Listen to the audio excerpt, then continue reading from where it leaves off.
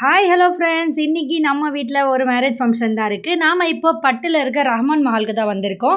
Neesham Nasreen Banu என்றவங்களுக்கு தான் marriage இன்றைக்கி. நம்மளுடைய கொஞ்சம் தூரத்து ரிலேஷன் தான் சொல்லணும். போனோடனே வெல்கம் ட்ரிங்க்ஸை பார்த்தா வெல்கம் ட்ரிங்க்ஸே காலி ஆயிடுச்சு. அப்போவே தெரிஞ்சது கூட்டம் நிறைய வந்திருக்கோம் அப்படின்னு சொல்லிட்டு சரி நம்ம உள்ளே என்ட்ரி கொடுத்துட்டோம். இவ்வளோ கூட்டம் இருக்கே, நிக்கா ஒரு வேளை முடிஞ்சிருக்குமோ அப்படின்னு சொல்லி டவுட்டில் தான் போனேன். ஆனால் நிக்கா இன்னும் ஸ்டார்ட் ஆகலை. எல்லோரும் அதுக்கு ப்ரிப்பேராக ரெடியாக இருந்தாங்க. சரி, அதுக்கப்புறம் என்ன, நம்மளோட சர்க்காஜி வர ஆரம்பிச்சிட்டாரு. அவர் வந்து நம்ம பொண்ணுக்கிட்ட சைன் கேட்பாரு.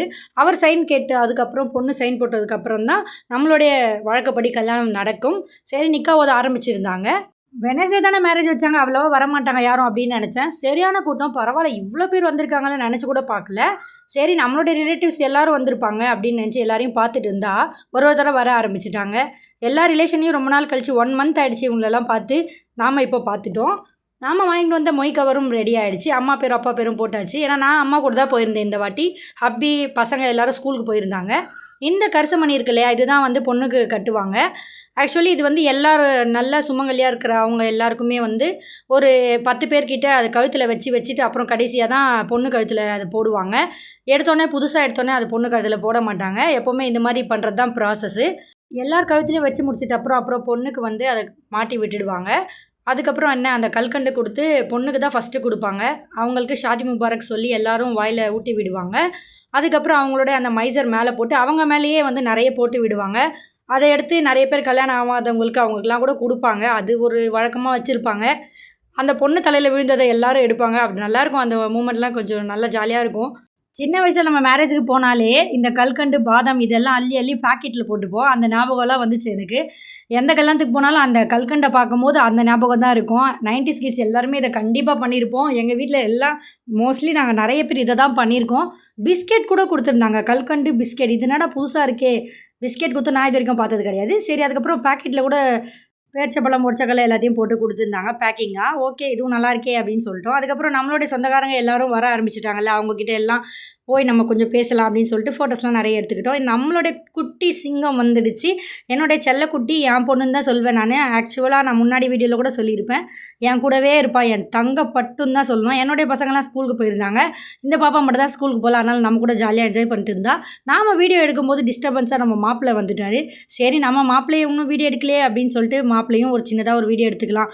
அவருடைய ஃபேஸை நம்ம பார்க்கவே இல்லை. சரி, அவர் நம்ம எப்படியும் ஸ்டேஜில் போகும்போது எடுக்க தானே போகிறோம், நாம் கொஞ்சம் நம்ம ரிலேட்டிவ் கூட பேசிகிட்டு இருக்கலாம் அப்படின்னு சொல்லிட்டு உட்காந்து ரொம்ப நேரம் பேசிகிட்டு இருந்தோம். பொண்ணு வந்து ரொம்ப ஸ்மைல் பண்ணி அவங்களுக்கு அவங்க சொந்தக்காரங்க எல்லோரும் அந்த கல்கண்டுலாம் ஊட்டி விஷ் பண்ணிட்டு இருந்தாங்க. அவங்க ரொம்ப ஜாலியாக தான் இருந்தாங்க. சின்ன பொண்ணு, நான் சின்ன விஷயம் அந்த பொண்ணை பார்க்குறேன், அதனால் அவள் மேரேஜை மிஸ் பண்ணக்கூடாது அப்படின்னு நினச்சேன் நான். பொண்ணு மாப்பிள்ளை 2 பேரும் ஸ்டேஜில் நிற்க வச்சிட்டாங்க. அப்புறம் நம்ம வாங்கிட்டு வந்த கிஃப்ட்டு எல்லாமே கிஃப்ட் பண்ணோம் இல்லையா, ஒருத்தராக போய் கிஃப்ட் பண்ணிட்டு இருந்தாங்க. நம்மளும் நம்ம ஃபேமிலியோடு போய் நின்றாச்சு. எல்லோரும் மொய் வச்சுருந்தாங்க. நம்ம ஃபேமிலியில் எல்லாருமே மொய் தான் வச்சுருந்தாங்க. சரி, நம்ம எல்லாம் ஸ்ட்ரைட்டாக ஒரே லைனாக நின்று எடுத்துக்கலாம் அப்படின்னு சொல்லிட்டு எடுத்துக்கிட்டோம். வீடியோ மேன் வந்து சூப்பராக வீடியோ எடுத்திருந்தார். நம்பவே முடியல, அவ்வளோ அட்ராக்டிவாக வீடியோ எடுத்திருந்தார். அவருக்கு தான் தேங்க் பண்ணணும். செம்மையாக வந்துருந்துச்சு வீடியோ. அதுக்கப்புறம் நெக்ஸ்ட் குரூப்பு அவங்களும் ஒரு ஃபோட்டோ வீடியோ எடுத்துக்கிட்டாங்க, பொண்ணு கூட மாப்பிள்ளை கூட நின்று. சரி, நம்ம இதை எடுத்து முடிச்சாச்சு. அதுக்கப்புறம் என்ன, நிக்கா முடிஞ்சோடனே நம்ம சாப்பாடுக்கு தானே போய் ஆகணும் அப்படின்னு சொல்லிட்டு சரி எல்லோரும் சாப்பிட கிளம்பிட்டோம். கீழே டைனிங்கில் போய் பார்த்தா கூட்டம் அவ்வளோவா இல்லை தான். ஏன்னா ஏற்கனவே ஃபஸ்ட்டு பந்தியம் முடிஞ்சு செகண்ட் பந்தின்னு நினைக்கிறேன். கொஞ்சம் காலியாக தான் இருந்தது. சரி, நம்ம எல்லோரும் ஒரே லைனாகவே உட்காந்துக்கலாம் அப்படின்னு சொல்லிட்டு போய் இடம் பிடிச்சி உட்காந்துட்டாங்க. நம்ம வேலை என்ன, நம்ம பிரியாணியை வீடியோ எடுக்கலன்னா எப்படி அப்படின்னு சொல்லிட்டு மட்டன் பிரியாணி வீடியோ எடுத்துட்டோம். நம்ம சப்ஸ்கிரைபர்ஸ் எல்லோரும் ரொம்ப நாளாக கேட்டுகிட்டே இருக்கீங்க பிரியாணி. கண்டிப்பாக நம்ம பெரிய அளவில் ரீச் ஆகிடுச்சிட்டா கண்டிப்பாக நம்ம பிரியாணி போட்டுடலாம், நான் சொல்லியிருக்கேன் ஏற்கனவே. சரி, அதுக்கப்புறம் என்ன, வாழையில் போட்டு ரைட்டாக ரெட் அல்வா, சுட சுட மட்டன் பிரியாணி நல்லா இருந்துச்சு. பீஸும் நல்லா வெந்துச்சு, ஜூஸியாக இருந்தது. நிறைய பீஸ் இருந்த மாதிரி தான் எனக்கு தெரிஞ்சுது. சரி, நாம் சாப்பிட ஆரம்பிச்சிட்டோம். அவ்வளோ டேஸ்ட்டாக இருந்தது.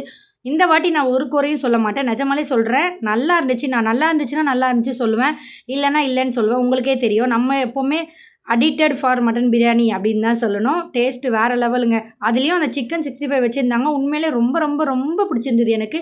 நல்லா கிறிஸ்பியாக வெந்துருந்துச்சு. சரி, அதுக்கப்புறம் என்ன, நம்ம சாப்பிட்டுட்டே இருக்கும்போது நம்ம அண்ணன் வந்துட்டார். பாசமலரே அப்படின்னு தான் சொல்லணும். எங்கள் பாசமலர் வந்து ரொம்ப விழுந்து விழுந்து கவனிச்சிறாரு அப்படின்னு தான் நான் சொல்லணும்.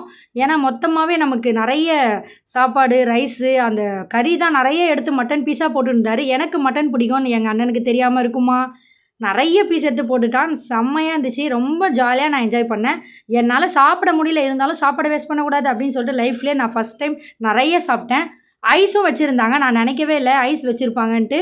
எப்போவுமே தனியாக தானே குரூப்பாக ஒரு ஐஸ் அங்கே சண்டை போட்டு நிற்போம் அப்படின்னு பார்த்தேன். இந்த வாட்டி ரைஸ்லேயே வச்சுட்டாங்க. இதுவும் நல்ல ஐடியா தான்.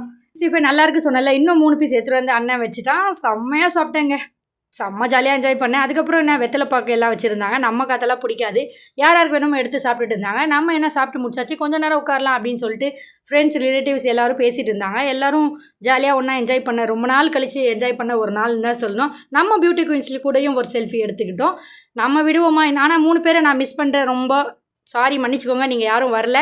இருந்தாலும் உங்களை நாங்கள் ரொம்ப மிஸ் பண்ணுறோம். யார் யாருன்னு உங்களுக்கே தெரியும்.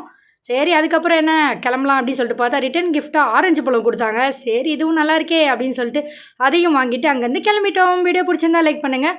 நம்ம வீடியோவை ஃபஸ்ட் டைம் பார்க்குறவங்க சேனலை சப்ஸ்கிரைப் பண்ணிக்கோங்க. தேங்க்ஸ் ஃபார் வாட்சிங். நெக்ஸ்ட் vlogல பார்க்கலாம். Tata, bye by.